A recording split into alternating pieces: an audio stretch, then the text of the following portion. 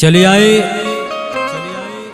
आज हमनी के सत्यम रिकॉर्डिंग स्टूडियो अकोड़ी गोला कृष्णा भैया के माध्यम से गाना रिकॉर्डिंग हो रहा बा। कृपा इंटरटेनमेंट लाइव के माध्यम से आप सबके सुने के मिली। गाना के भाव बा कैसे, एगो औरत अपना सखी से कह तड़ी कैसे,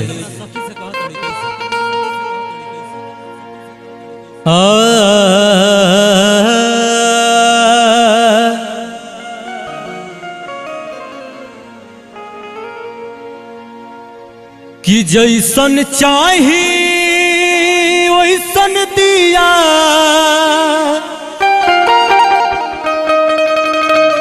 वा में जोत नइखे,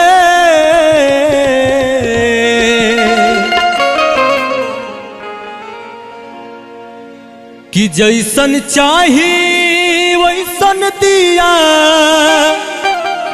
वा में जोत नइखे। हमरा राजा जिस सखी लइका होत नइखे, हमरा राजा जिस सखी लइका होत नइखे। जैसन चाही वैसन दिया वा में जोत नइखे, जैसन चाही वैसन दिया वा में जोत नइखे। हमरा राजा जिस सखी लइका होत नइखे, हमरा राजा जिस सखी लइका होत नइखे। बाबा जय हो।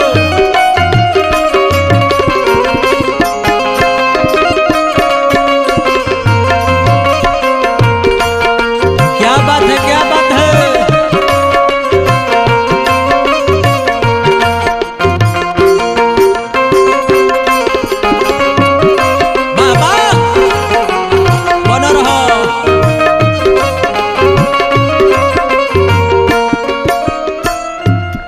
और आगे भाव बा कैसे कह तड़ी,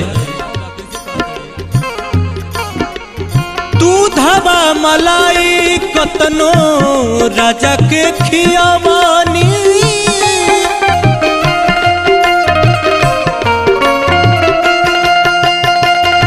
मन नाही मानल उपावारो झरवा बानी।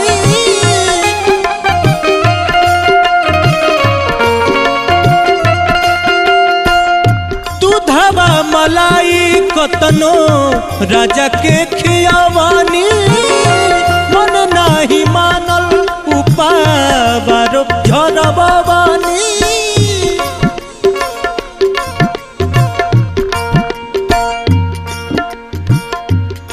कहियो सटत हमरा उठावा से होठ नइखे, कहियो सटत हमरा उठावा से होठ नइखे।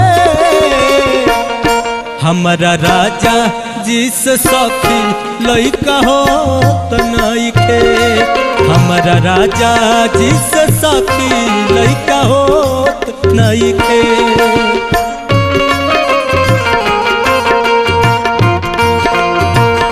बाबा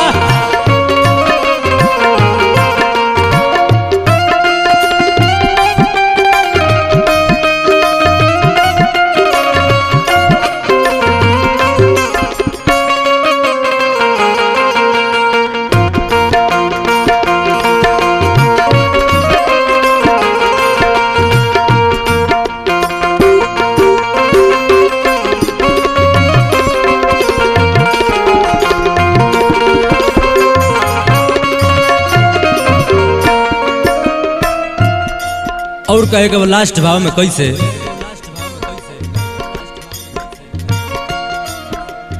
एको दिन न चूसे हमरा होठ के ललैया,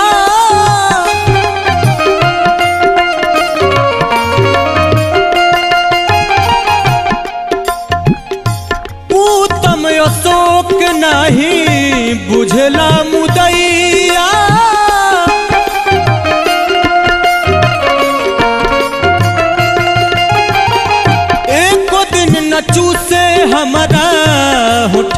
ललैया उत्तम अशोक नहीं बुझेला मुदैया।